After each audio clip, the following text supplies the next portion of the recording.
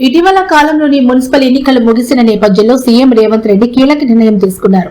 మున్సిపాలిటీల సమస్యలు, అభివృద్ధి కార్యక్రమాలపై ఫోకస్ చేశారు. సీఎం రేవంత్ రెడ్డి ఇందులో భాగంగానే మున్సిపల్ అడ్మినిస్ట్రేషన్, అర్బన్ డెవలప్మెంట్ పై ఉన్నతాధికారులతో సమీక్ష నిర్వహించారు. Telangana CM Revanth Reddy core urban ఏరియాలో పారిశుధ్యం, దోమల నివారణ, చెత్త సేకరణపై ఈ సందర్భంగా కీలక ఆదేశాలు ఇచ్చారు. వాటి నిర్వహణకు అత్యధిక ప్రాధాన్యతనివ్వాలని పేర్కొన్నారు. దోమల నివారణకు ప్రత్యేక టెక్నాలజీ వాడాలన్నారు.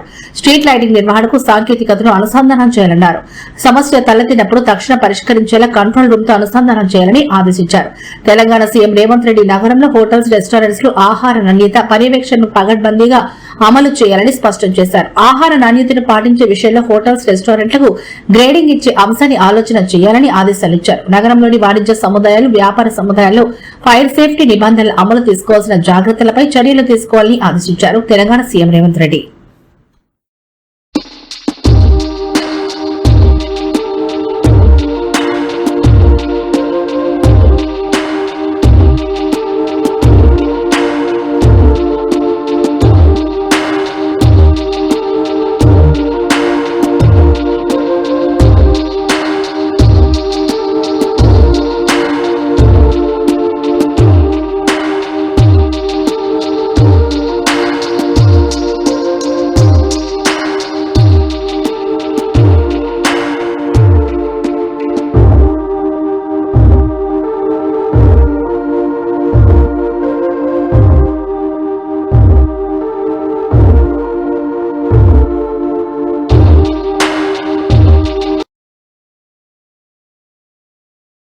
ప్రతిష్టాత్మక విద్యా సంస్థగా చెప్పుకునే ఓ ప్రముఖ ఇంజనీరింగ్ కళాశాలలో మహాశివరాత్రి సందర్భంగా నిర్వహించిన జాగరణ కార్యక్రమం వివాదాస్పదంగా మారింది.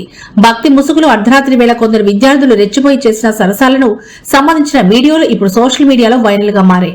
వివరాల్లోకి వెళితే ఇటీవల మహాశివరాత్రి పర్వదినాన్ని పురస్కరించుకుని కాలేజీ క్యాంపస్ లో రాత్రి 9 గంటల నుంచి తెల్లవారుజామున 3 గంటల వరకు జాగరణ పేరిట ఓ భారీ ఈవెంట్ ను ఏర్పాటు చేసిన విషయం తెలిసిందే. అయితే ఈ కార్యక్రమానికి హాజరయ్యేందుకు యాజమాన్యం ఒక్కో విద్యార్థి నుంచి ఏకంగా 3,000 వసూలు చేసినట్టు తీవ్ర ఆరోపణలు వినిపిస్తున్నాయి.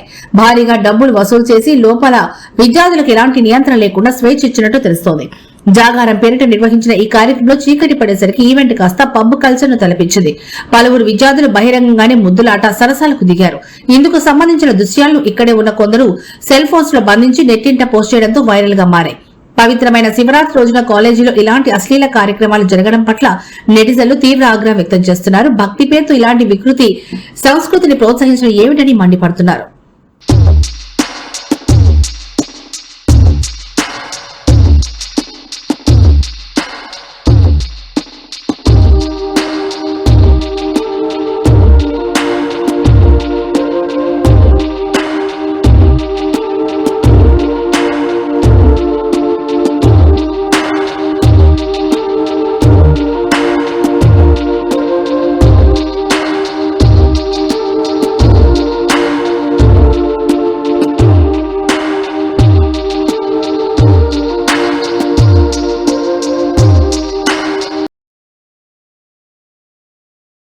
జన్మనిచ్చిన కన్న తల్లిని పువ్వుల్లో పెట్టుకుని చూసుకోవాల్సింది పోయి మద్యం మత్తులో ఓ కిరాతకుడు కొడుకు విచక్షణ కోల్పోయాడు. ఇన్నాళ్లు కంటికి రెప్పలా సాకిందనే జాలి, దయ, కరుణ మాతృమూర్తిని అత్యంత అమానుషంగా సజీవ దహనం చేసిన ఘటన నిజామాబాద్ జిల్లా కోటగిరి మండల కేంద్రంలో ఇవాళ చోటు చేసుకుంది. వివరాల్లోకి వెళ్తే కోటగిరికి చెందిన భూమవ్వ అనే వృద్ధురాలి కుమారుడు గత కొంతకాలంగా మద్యానికి బానిసయ్యాడు.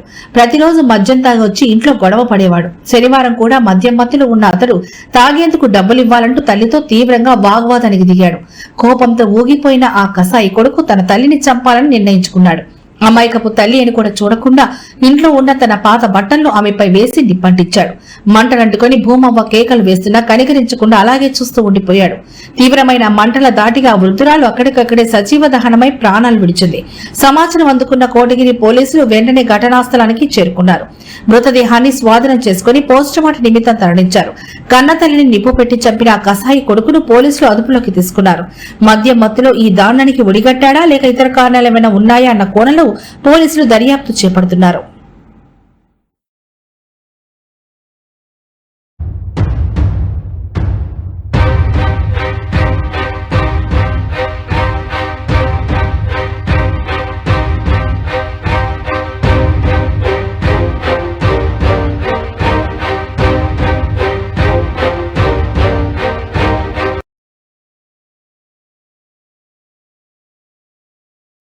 ఖమ్మం వెలుగుమట్ల ప్రాంతంలోని భూదాన్ భూముల్లో రెక్కలు ముక్కలు చేసుకుని పేదలు ఏర్పాటు చేసుకున్న ఇండ్లు కూల్చేయడంతో వారంతా ఇప్పుడు రోడ్డున పడ్డారు. ఏ ఒక్కరిని కదిలించినా కష్టపడిన సొమ్మంతా గూడు కోసమే దారపోసామని, ఉన్నట్టుండి ఖాళీ చేయమంటే ఎక్కడికి వెళ్లాలంటూ గోడు వెళ్లబోసుకుంటున్నారు.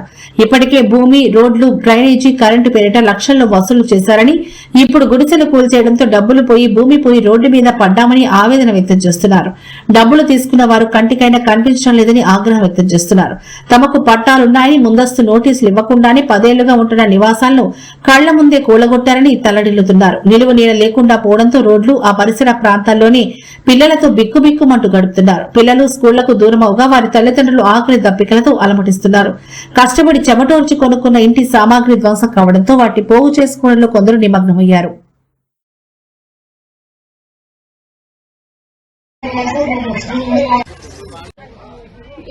ఒకసారి ఆయన కొంచెం సాయం చేస్తాడని నెల నుంచి పండు లేకోకుండా ఏం లేకోకుండా ఈయన సాయం చేస్తాడని ఈయనకి డబ్బు లేకుండా ఓటెత్తి అన్యాయం చేసి ఎవరికేసారమ్మా ఎవరికేసారు ఎవరికైతే జగన్ రేవంత్ రెడ్డి గెలవాలనే రూపాయి లేకోకుండా గెలిపించినాం.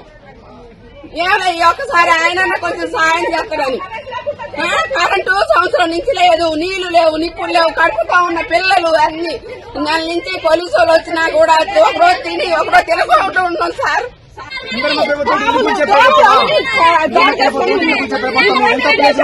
ముందుగా చెప్తా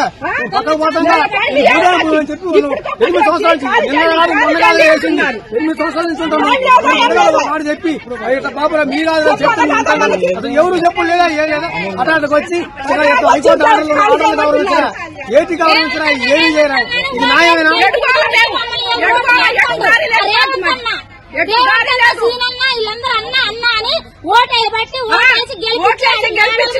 మిద్దెల మీద కూర్చోబెడితే తీసుకొచ్చాను మమ్మల్ని. మా సంవత్సరాలు బట్టి ఉంటున్నాం.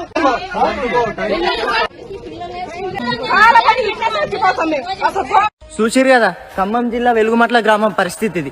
ఉన్నవాడు మేడ మీద మేడలెన్నో కట్టుతుంటే ఇక్కడ జరిగినటువంటి ఘటన తెలంగాణ రాష్ట్రం అంతా దావానంలా బాకింది.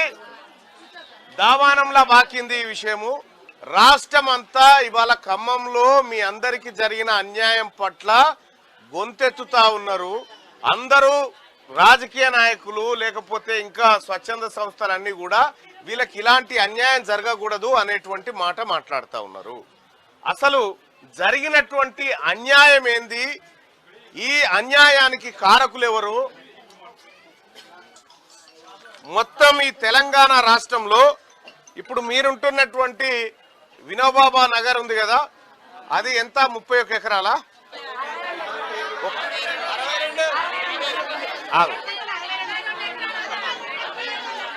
ఓకే, 62 ఎకరాలు. రైట్, ఆగండి. 62 ఎకరాల భూమి. ఈ 62 ఎకరాల భూమి, ఈ భూమిలోకి అలా జేసీబీలు ఎందుకు వచ్చినాయి అనేది మొత్తం పరిశీలించినామమ్మా. ఏం జరిగిందంటే గతంలో ఇక్కడ ఎప్పుడు 2013 నుంచి అక్కడ కొంతమంది నివాసాలు ఏర్పాటు చేసుకొని అక్కడ బతుకుతున్నటువంటి క్రమంలో కొంతమంది అక్కడ మాకు సౌకర్యాలు కావాలి, మాకు నీటి వసతి కావాలి, కరెంటు వసతి కావాలని చెప్పి కొంతమంది కోర్టును ఆశ్రయించినారు. కోర్టును ఆశ్రయిస్తే ఆ కోర్టు ఏం చేసింది, విచారణ చేసి అధికారులకు నోటీసులు ఇచ్చింది. వాళ్ళకి ఎందుకు ఫెసిలిటీస్ ఇస్తలేరని నోటీసులు ఇస్తే అప్పుడున్నటువంటి తహసీల్దార్ శ్రీనివాస్ గారు కోర్టులో కౌంటర్ ఏమని వేసిందంటే, ఈ భూములు వాళ్ళే కావు,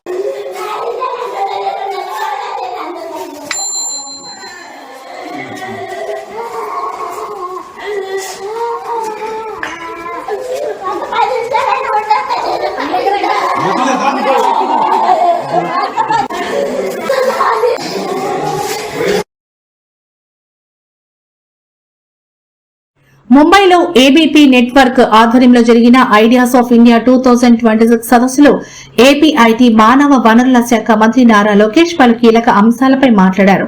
ఈ సందర్భంగా గత ప్రభుత్వ హయాంలో అక్రమాలకు పాల్పడిన వారి పేర్లతో తాను నిర్వహిస్తున్న రెడ్ బుక్ లో మాజీ ముఖ్యమంత్రి జగన్ పేరు ఉందో లేదో త్వరలోనే తెలుస్తుందంటూ సంచలన వ్యాఖ్యలు చేశారు. గత 5 ఏళ్ల వైసీపీ ప్రభుత్వ పాలనలో తమ పార్టీ కార్యకర్తలను, నాయకులను, సాధారణ ప్రజలను అక్రమ కేసులతో తీవ్రంగా వేధించారని లోకేష్ ఆరోపించారు. చట్టాన్ని ఉల్లంఘించిన అధికారులు, వారిని ప్రోత్సహించిన రాజకీయ నాయకులు, చిత్రహింసలకు గురి చేసిన వారి పేర్లను రెడ్ బుక్ లో నమోదు చేస్తున్నట్టు స్పష్టం చేశారు. చట్టం నుంచి ఎవరూ తప్పించుకోలేరని, తప్పు చేసిన ప్రతి ఒక్కరూ శిక్ష అనుభవించాల్సిందేనని హెచ్చరించారు. అయితే ఈ జాబితాలో జగన్ పేరు ఉందా లేదా అనే విషయంపై ఉత్కంఠ రేపుతూ ఆ విషయం త్వరలోనే తేలుతుందని వ్యాఖ్యానించారు.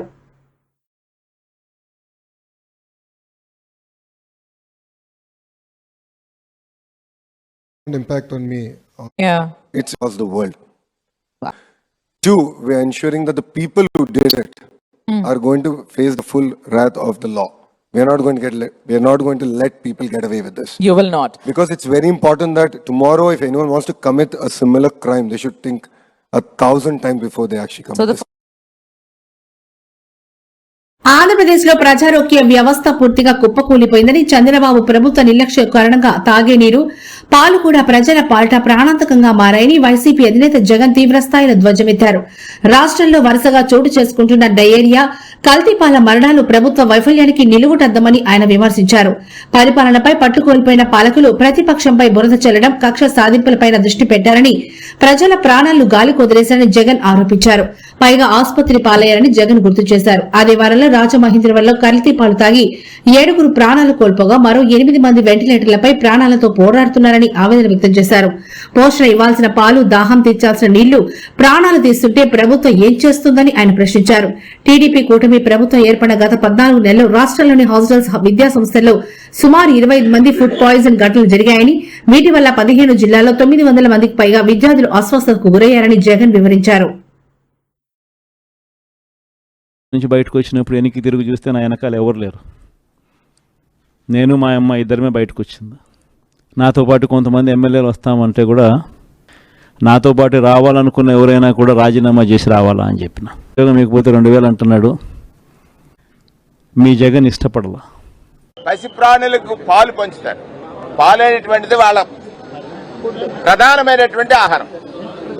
దానిలో కల్తీ జరిగి ఇవాళకి 5 ప్రాణాలు కోల్పోయారు. 5 మంది ప్రాణాలు కోల్పోయారు.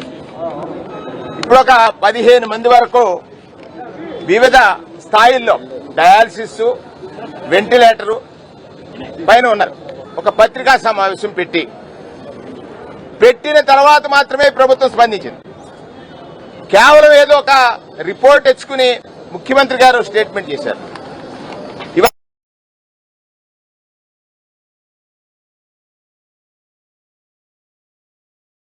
పసి ప్రాణులకు పాలు శివరాత్రి రోజు జరిగిందండి. కాంగ్రెస్ పార్టీ నుంచి తూర్పుగోదావరి జిల్లా రాజమండ్రి పరిధిలో జరిగినటువంటి పూర్తిగా ప్రభుత్వ వైఫల్యం వల్ల, ప్రభుత్వ నియంత్రణ కొరవడం వల్ల జరిగినటువంటి ఒక అన్వాంటెడ్ ఈవెంట్. ఒక 5 చనిపోయారు, 10ల సంఖ్యలో హాస్పిటల్లో ఉన్నారు, 100ల సంఖ్యలో ప్రభావితమైనటువంటి కుటుంబాలు ఉన్నాయి. ప్రభుత్వ స్పందన ఎంత నామమాత్రంగా ఉందో కూడా మన అందరం చూసాం. మీరు ఒకసారి గమనిస్తే ఈ రాష్ట్రంలో ఏ సంఘటన జరిగినా సరే ప్రజానీకం ఆలోచించమని నేను అడుగుతా ఉన్నాను. కలిగి ఉండాలి. సర్టిఫైడ్ మిల్క్ అనలైజర్స్ కలిగి ఉండి ప్రొక్యూర్మెంట్ చేసినప్పుడు కూడా జగన్మోహన్ రెడ్డి గారు